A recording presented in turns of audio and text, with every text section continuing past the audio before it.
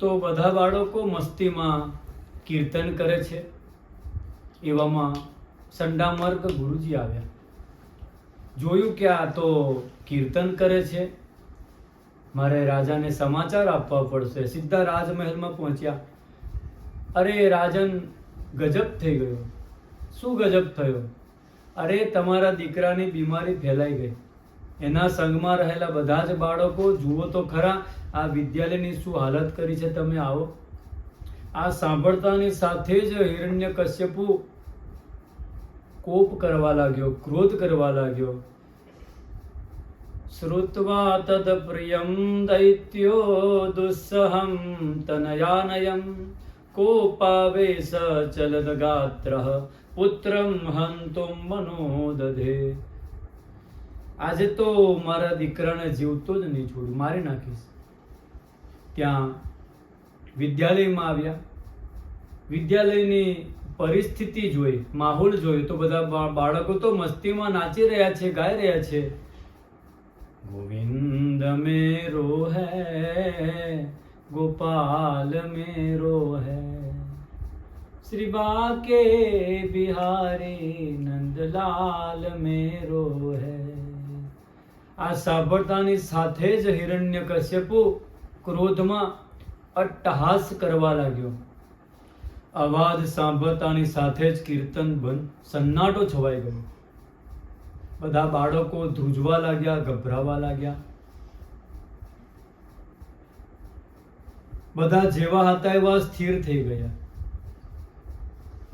અને બાળકો ઈશારો કરે છે, પ્રહલાદ હવે તું જ બચાવ. પ્રહલાદ કહે ગભરાશો નહીં તમે. અને એ સમયે હિરણ્યકશ્યપુ કડવા શબ્દો બોલવા લાગ્યા. હે દુર્વિનિત મંદાત્મન કુલભેદ કરાધમ સ્તબ્ધમ મચ્છાસનોદ્ધૂતમ નિશ્ચેત્વાદ્ય યમક્ષયમ. હે કુલકલંકી પ્રહલાદ, આજે તને મારાથી કોઈ બચાવી શકશે નહીં. અરે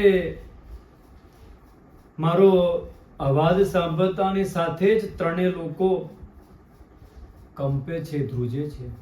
અને તું મારી શક્તિને લલકારે છે. કોના બળથી તારી આ શક્તિ તું મને લલકારે છે? અને પ્રહલાદ ગભરાયા વગર બોલવા લાગ્યા. ન કેવલમ મે ભવતશ્ચ રાજન સવૈ બલમ બલિનામ ચાપરેસામ પરે વરે મે સ્થિર જંગમાયે બ્રહ્માદયો યે નવસમ પ્રણીતા. પિતાજી સાંભળો, ખાલી મારામાં જ પરમાત્માનું બળ થોડું છે, તમારામાં પણ એ જ પરમાત્માનું બળ છે. હિરણ્યકશ્યપુ કહે મને તો બ્રહ્માજીએ બળ આપ્યું છે. પ્રહલાદજી કહે પિતાજી બ્રહ્માજીને બળ કોને આપ્યું છે? એ મારા પરમેશ્વરે આપેલું છે. વાત તો એક જ થઈ ને. સવૈ બલમ બલિનામ ચા પરેશામ. આ એ ભગવાન મારા બળવાનોના પણ બળવાન છે. બધાને બળ આપવા વાળા એ જ છે. હિરણ્યકશ્યપુ કહે એ બધાને બળ આપે છે તો મારી સામે કેમ નથી આવતો? ગભરાય છે કેમ? બોલ, તારા ભગવાન ક્યાં છે? હું પહેલા તારા ભગવાનને બોલ. પ્રહલાદજી કહે પિતાજી, એ મારા પ્રભુ ક્યાં નથી? મારા પ્રભુ તો વ્યાપક બ્રહ્મ છે અને આ ધરતીમાં કણ કણમાં સર્વત્ર છે. કોઈ પૂછે કે આકાશ ક્યાં છે તો શું કહેવાનું? આકાશ તો બધે જ વ્યાપ્ત છે. એવી રીતે ઈશાવાસ્યમ ઇદમ સર્વમ બધી જગ્યાએ છે.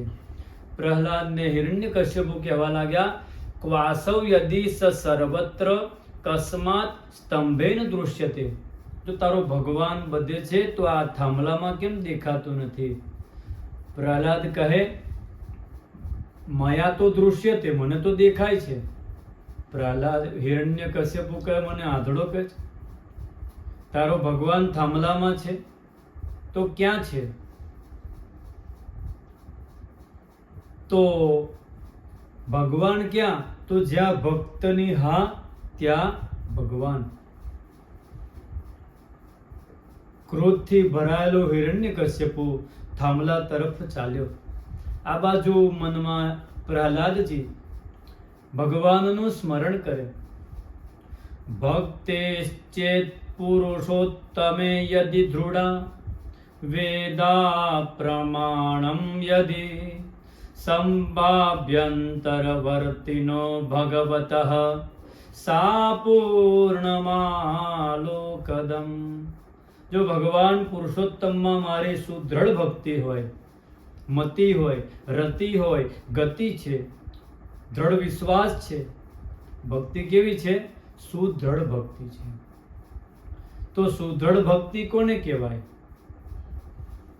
આપણે ભગવાનનું ભજન કરીએ, ભગવાનને માન્ય પણ ખરા, અને એવું કંઈક જીવનમાં અકસ્માત થઈ ગયું, આપણું ખોટું કંઈ થઈ ગયું, તો એ જ મિનિટમાં વિચાર આવે કે ભગવાન છે કે નહીં, મને આવું દુઃખ કેમ આવ્યું.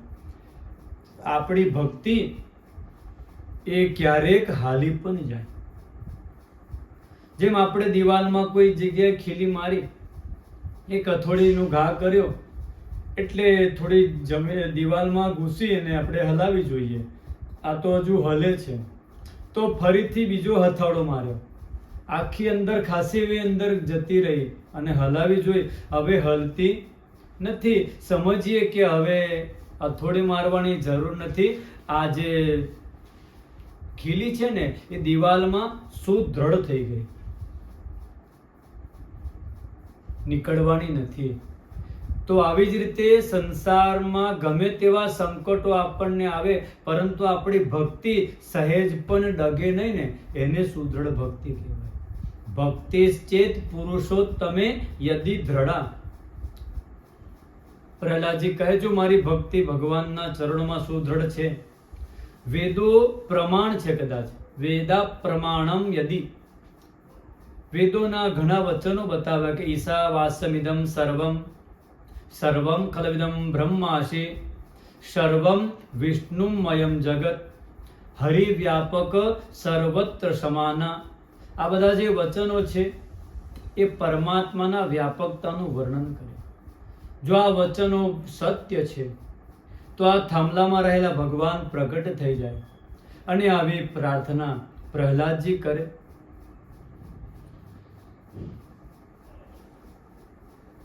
આવી પ્રાર્થના પ્રહલાદજી કરે. આ બાજુ હિરણ્યકશ્યપુ થાંભલાની ઉપર પ્રહાર કરે. થાંભલો ફાટ્યો અને ભગવાન પોતાના ભક્તનું વચન સાચું કરવા માટે ભગવાન નરહરિ એ નૃસિંહ રૂપમાં પ્રગટ થયા. બોલો નૃસિંહ ભગવાન કી જય. ભગવાન નૃસિંહ પ્રગટ થયા.